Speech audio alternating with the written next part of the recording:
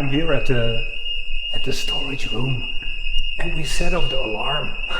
Oh no, I'm gonna get caught.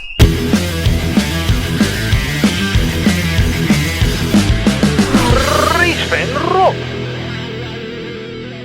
I'm waiting here for my host Elisa, who is going to guide me through the storage room. And unfortunately, she's not allowed to be in this vlog. It's not allowed by the company, by Stellantis, I suppose. So you won't see her, but we will see, I think, a lot of cars. So let's get in. So I'm here at the storage room, and we set off the alarm. Oh no, I'm gonna get caught. The alarm went off and it was set off, and now I'm here in the storage room of the Alfa Romeo Museum, and boy, it's got 2 floors. I'm only on the first floor and there are so many cars here. It's such a beautiful thing. Elisa told me everything about it, and I don't remember everything, but I will choose some cars and tell a bit about it. This is the first Alfa Romeo, and it's actually a Darracq from the French company who had a factory in Italy apart from France, and that factory went bust, and some anonymous people, because Alfa says Anonima Lombarda Fabbrica Automobili, Alfa bought this factory and built this car. So this is basically the first Alfa. And look at this. This is a rack full of scale models of Alfas, of prototypes of cars that made it, cars that didn't. The 156, the 33, I believe, Sportswagen, the 156, the Mito, the Giulietta, the 147, and this is the 156 Phase 2, and some bodywork of a Formula 1 car. And Elisa told me it's actually from Charles Leclerc's car. Here we have another beautiful sculpture of a Zagato. I don't know its type exactly anymore, but sports car. It's made of wood. And this is a Group C car. I've forgotten its name. It's a lot of numbers, but it actually never raced. It doesn't even have an engine. Elisa said to me that it was made by Alfa Romeo and Abarth, and they were quarreling about what kind of engine should be in there.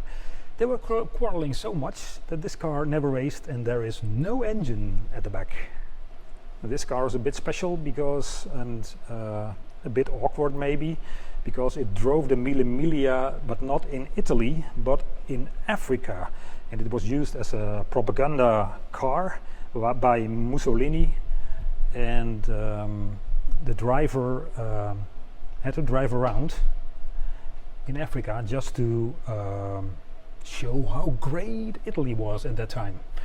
So yeah, it's a bit controversial. This is the prototype of the Montreal. There's only one of those, and Elisa told me the Montreal was originally designed with a 4-cylinder engine, but then they got what do you call cold feet. They just thought, a 4-cylinder engine for a car like that looks like this, that's a bit underpowered really. So they wanted a bigger engine, a V8, and but the V8 needed a much bigger bonnet. So this bonnet is like almost completely flat, only to the wheel arches. It bends a little. But the original production Montreal has a large bulge to fit in the V8. The designer, Gandini, was not happy with this, but yeah, that's how things go. So you think hybrid engines are from like 10, 12 years ago? Well, Alfa Romeo already had them in the early 80s. So this big electric motor fitted on a Alfa Sud Boxer engine. But that was ahead of its time, because there was not really a question from the market, a demand from the market to make an electrical engine, because there weren't any ecological problems at that time. These cars are the open version is the RZ and the SZ. RC from Roadster and S from Sportiva, Z for Zagato. They were designed by Robert Opron, who also designed the Citroën SM and the Citroën CX. But those cars were successes relatively, but these cars weren't. And it was supposed to be that both of them would be made in around 1,000 cars, but it turned out to be, in total, there are around 1,000 of these made. But now, today, these are quite collectible and sought after. So, yeah, Il Monstro, the monster, that's what it's called by some people. Ah, there's the Brera. I own a Brera, but I wish I had this paint, because Elisa told me that at the time that the 8C Competizione was launched, Alfa Romeo wanted their line of cars they had at that time all painted in the same color, and this is the color that's only available on the 8C Competizione, and the paint is so complex of this car that it costs 10,000 euros to paint a car of this size alone. 10,000 euros. It looks amazing. It's a very, very rich and nice color, and it's got a lot of layers, and that's why it's so expensive. So don't make any dents or scratches on this car, because it will cost you a fortune to repaint it. And this is very nice to cut through Alfa Romeo 33 with the Boxer engine we know from the Alfa Sud. It's really nicely done, this cut through. Obviously used at some kind of salon as a show car, because you would get really wet when driving it like this, right? Oh, now I'm at the second floor of the storage room, and this floor is also packed with cars. So here you see a lot of racing cars, Formula cars. At the back there are Formula 3 cars, just like this one. And this one was used in IndyCar at the ovals, because it's a bit going to the left with its setup of the suspension. Yeah. And this Formula 1 car was the first car after the 50s, and it's called the Alfa Alfa. It's the Formula 1 car apart from Brabham, so it's 1977. It's quite boxy and a bit lumpy. Look at the side pods, and unfortunately it wasn't a real success. And here we have those Jeep-like Alfa Romeo cars. They're called Matta, which Elisa told me is crazy in Italian, because one of the engineers called it crazy because of its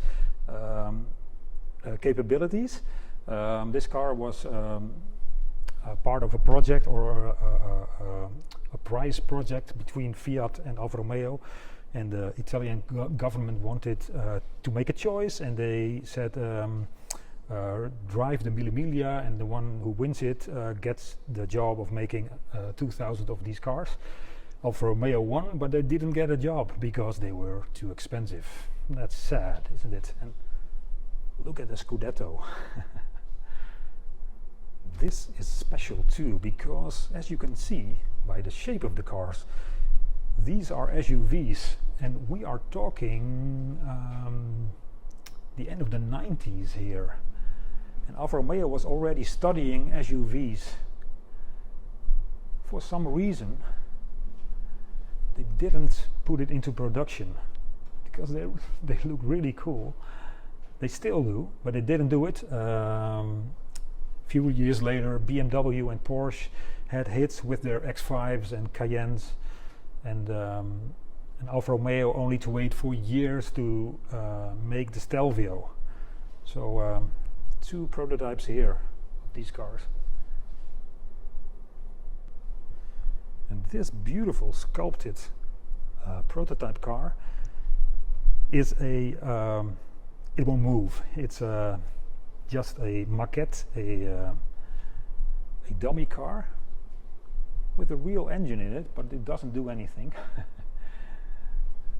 And besides it, it's this awkward looking, very much Porsche 928 like. Look at the door, look at the front. Alfa Romeo. So you can see designers get inspired by other designers. This is the car that was used by the Pope. We call him Johannes Paulus II. I don't know what it's called in English, but it was used in the 90s. Well, it's actually a 70s car, but it's armored. It's armored metal, and the glass is like 2 layers of glass. And Elisa told me there's a special feature because this car doesn't have normal locks, but it has a hole over here. And this hole could only be used by firemen people or other policemen to open the doors in case there was an emergency and the Pope had to be extracted from the car. So that's really remarkable. Here we have a drivetrain, a complete drivetrain of a Q4 Alfa Romeo 164. So the rear wheel drive, and here we have the front wheel axles and the Busso V6. When Alfa Romeo was just starting in the early 20th century, they made compressors. So that was one of the first products they made, and they also made this tractor. This is a really rudimentary tractor. It's got the name Romeo at the front. And this is really funny. After the war, there weren't any stoves anymore in Italy, I suppose, but this is a stove made by Alfa Romeo.